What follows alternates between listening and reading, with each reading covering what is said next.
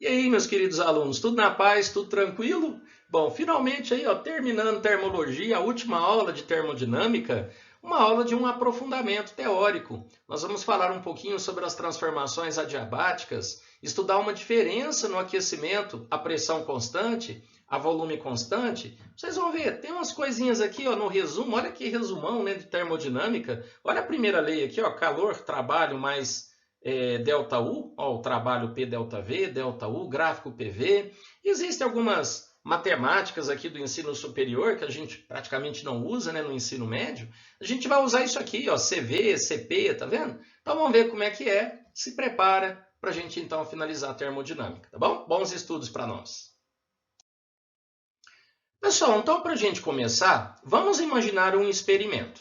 Vamos aquecer um gás, produzir a mesma variação de temperatura de duas maneiras diferentes. Importante, ó, produzir a mesma variação de temperatura. Só que eu vou fazer isso mantendo a pressão constante e depois eu vou imaginar mantendo o volume constante. Tranquilo? Então vamos começar aqui num aquecimento isobárico, ou seja, vamos manter a pressão constante. Então está aqui o gás confinado num recipiente. E para que a pressão fique constante, esse êmbolo de peso desprezível, ele é móvel. Então ele se ajusta à própria pressão atmosférica. Então você considera que a pressão aqui é a própria pressão atmosférica sobre o gás. Então uma transformação isobárica, vê que o gás aquece, realiza trabalho. Vamos aplicar a primeira lei da termodinâmica para esse caso. Calor, trabalho, mais ΔU. Tranquilo. Pessoal, eu vou isolar o ΔU. Só que eu vou colocar um Pzinho aqui para a gente comparar. P de pressão constante e depois, quando eu for fazer o segundo caso, V de volume constante. Tranquilo? E por que eu vou isolar o ΔU? Você viu que eu vou produzir a mesma variação de temperatura nos dois casos. Se é a mesma variação de temperatura, então vai significar a mesma variação de energia interna. Tranquilo? Então, ΔU, a pressão constante, vai ser o mesmo ΔU mantendo o volume constante. Por quê? Porque é a mesma variação de temperatura nos dois casos. Então, pessoal, tranquilo? Para isolar o ΔU, calor menos o trabalho.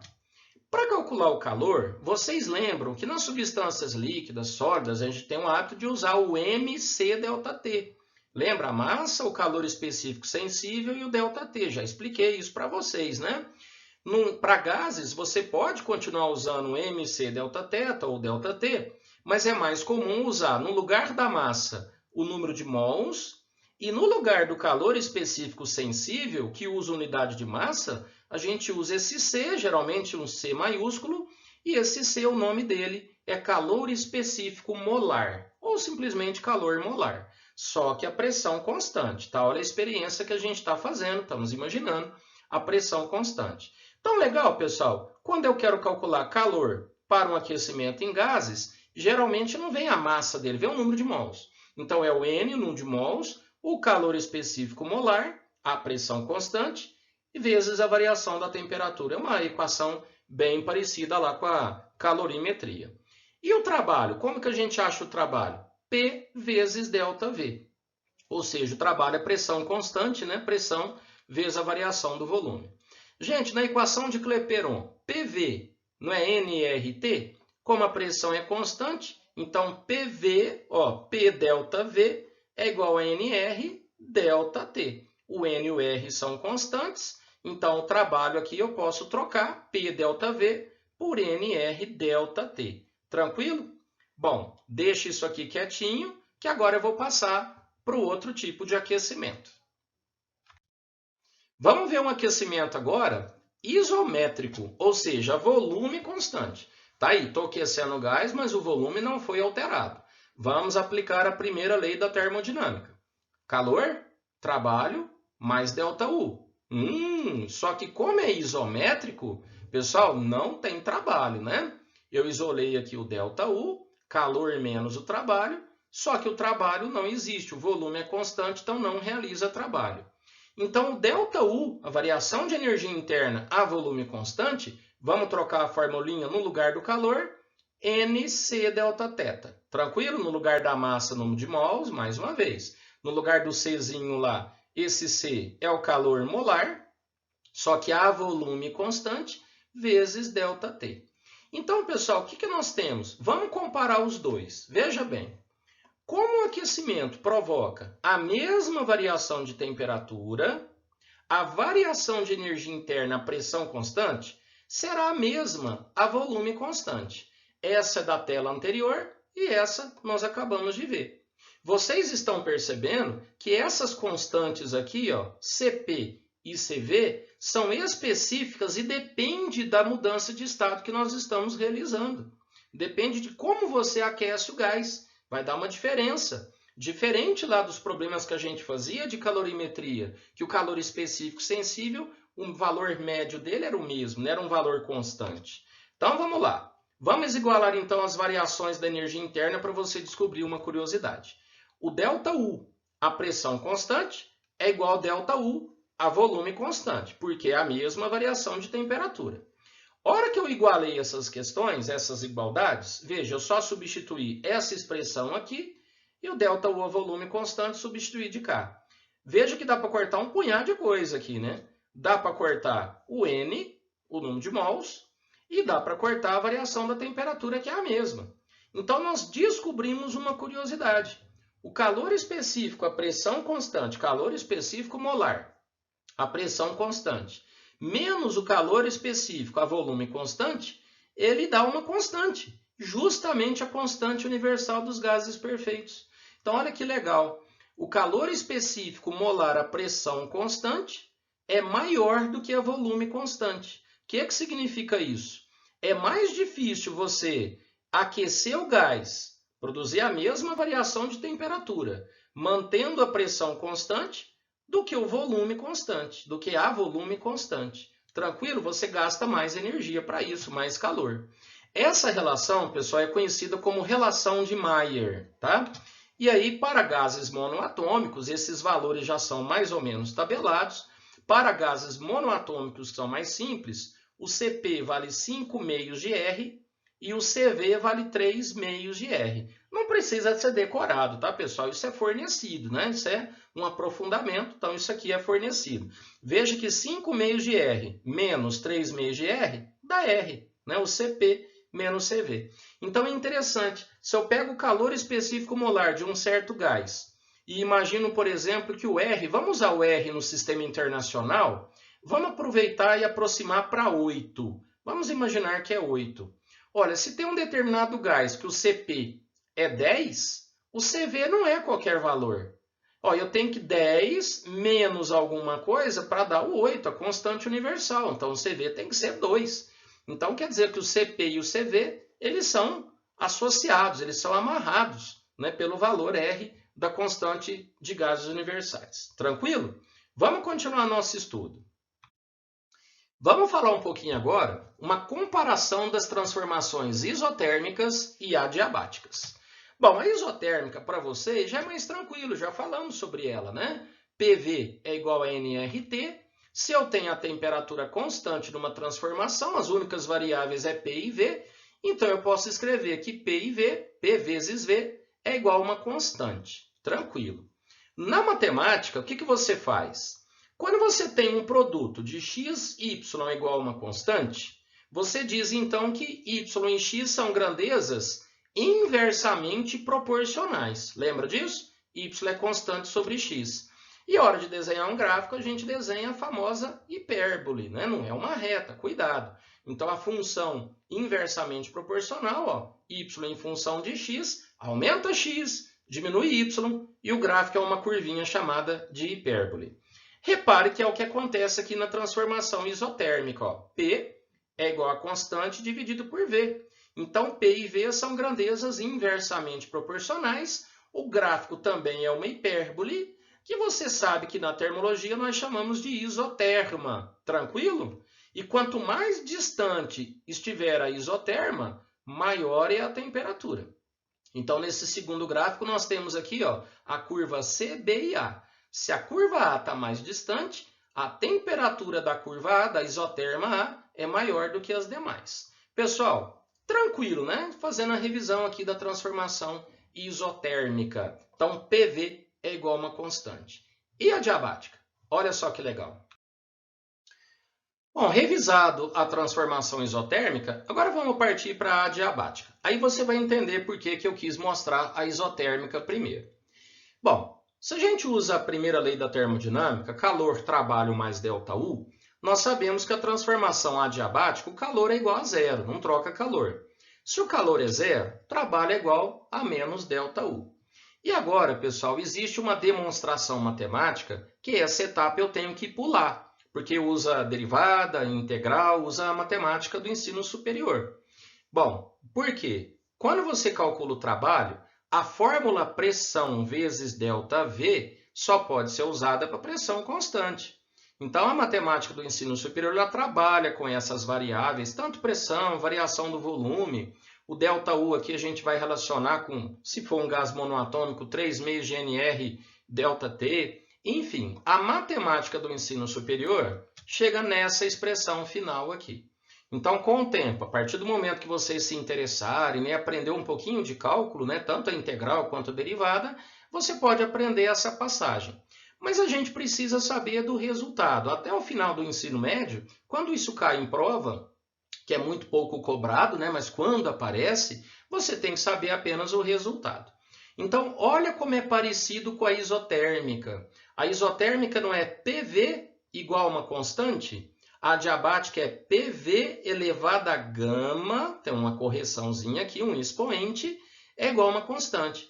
E olha que curiosidade, o gama é justamente a relação daqueles calores específicos molares que a gente viu anteriormente, o CP dividido por CV. Né? Então, esse coeficiente é chamado de expoente de Poisson. Bonito, né? Então, esse gama, né, esse PV elevado a gama, esse gama nada mais é do que o CP sobre CV. E isso, moçada, é tabelado, né? Quando você tem, por exemplo, gases monoatômicos, esse gama é da ordem de 5/3. Se for diatômico é outro valor, poliatômico é outro valor. Então, você não precisa decorar, isso é dado, tá? Na questão.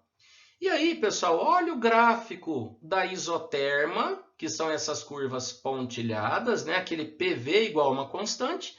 E quando você faz PV elevado a gama, né, tem um fator diferente, é igual a uma constante, também vai dar uma curvinha. Só que é uma curva que corta duas isotermas. É uma curva um pouquinho mais em pé.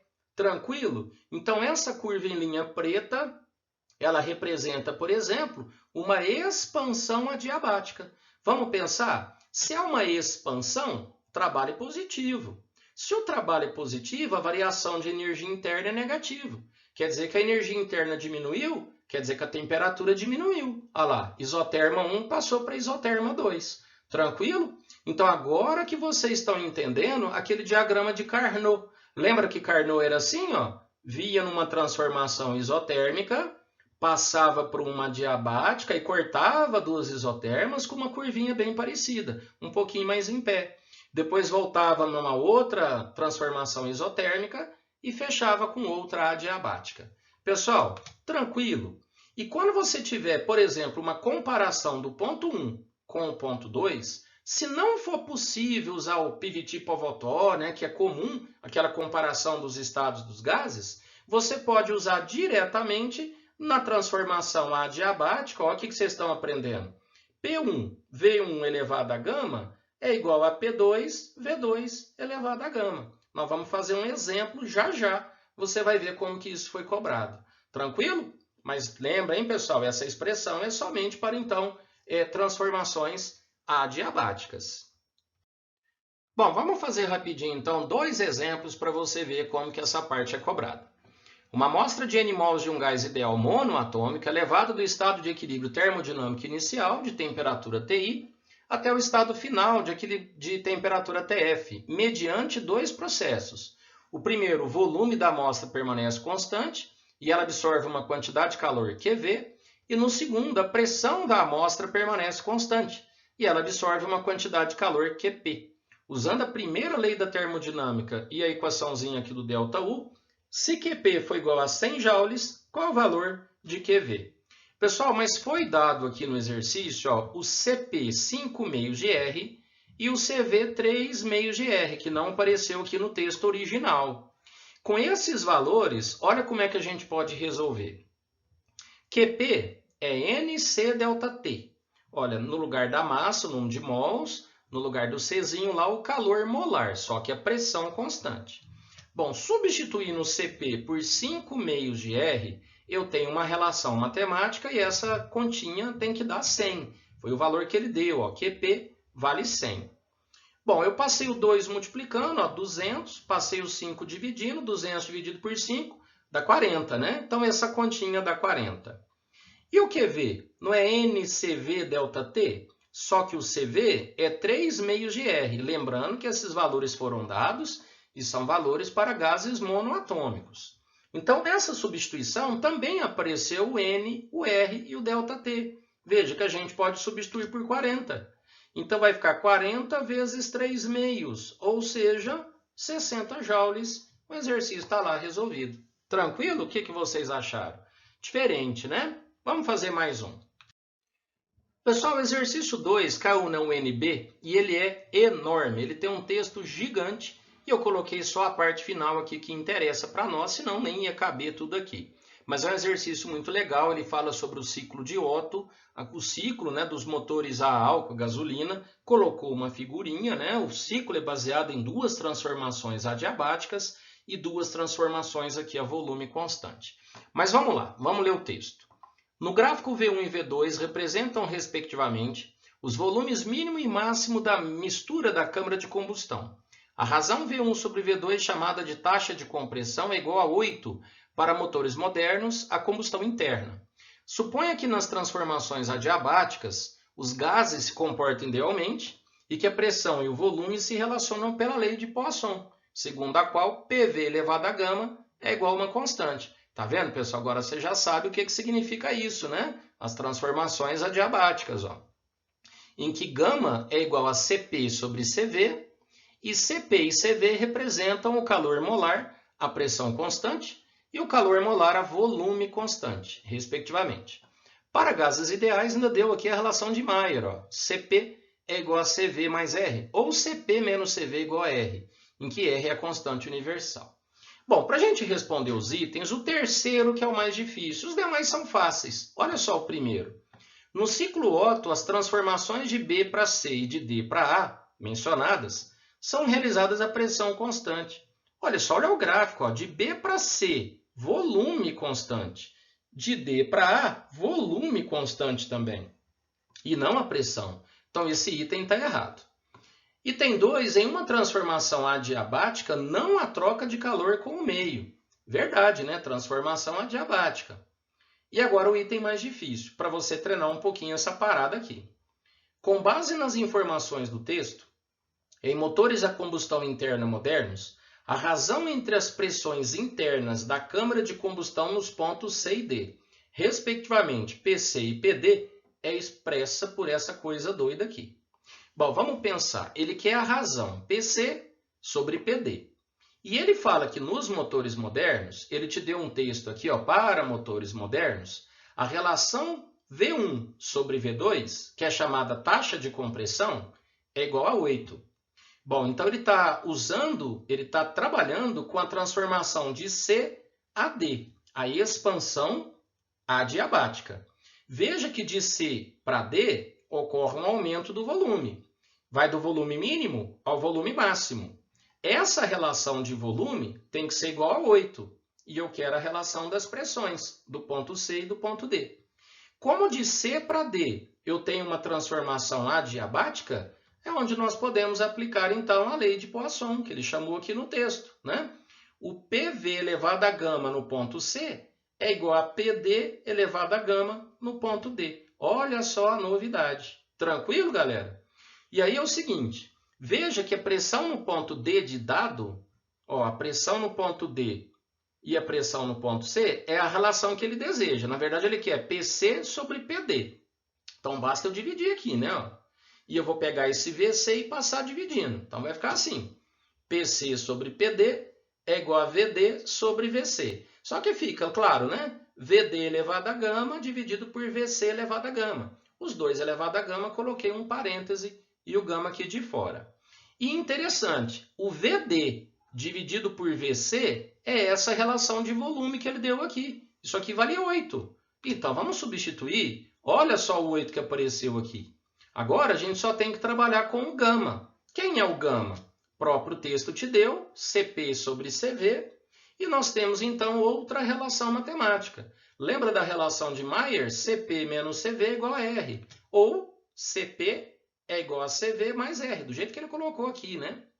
E aí, quando eu faço a substituição, no lugar desse CP, se eu colocar CV mais R, olha como é que o gama fica mais invocado. CV mais R, entenderam? Estou substituindo aqui no lugar do CP, dividido por CV. Separando as frações, 1 mais R sobre CV. Ou seja, a hora que eu substituo PC sobre PD é igual a 8 elevado a gama, o nosso gama é isso aqui, ó, 1 mais R sobre CV. Veja que aqui é CP, ó, né? Então ficou quase, né? Bem parecido, né? Mas a frase ficou então equivocada. Esse é o item mais difícil. Entenderam como é que usa a parada aqui, ó? Somente então para as transformações adiabáticas. E o item 4 voltou a ser fácil. Em uma transformação isotérmica, o calor que um gás ideal troca com o exterior é igual ao trabalho realizado nessa transformação. Sim, né? Na transformação isotérmica, o ΔU é igual a zero. Então, calor é igual a trabalho. Pessoal, espero que tenham gostado, né, dessa aula um pouquinho aprofundada, né, falando um pouquinho mais sobre as transformações adiabáticas, os gráficos, vocês aprenderem esses termos novos aí, o CP e o CV. Tá? Então, bora lá fazer um pouquinho de exercícios e oficialmente terminamos o curso, então, de termodinâmica. Tá joia? Um abração para vocês, pessoal. Bons estudos!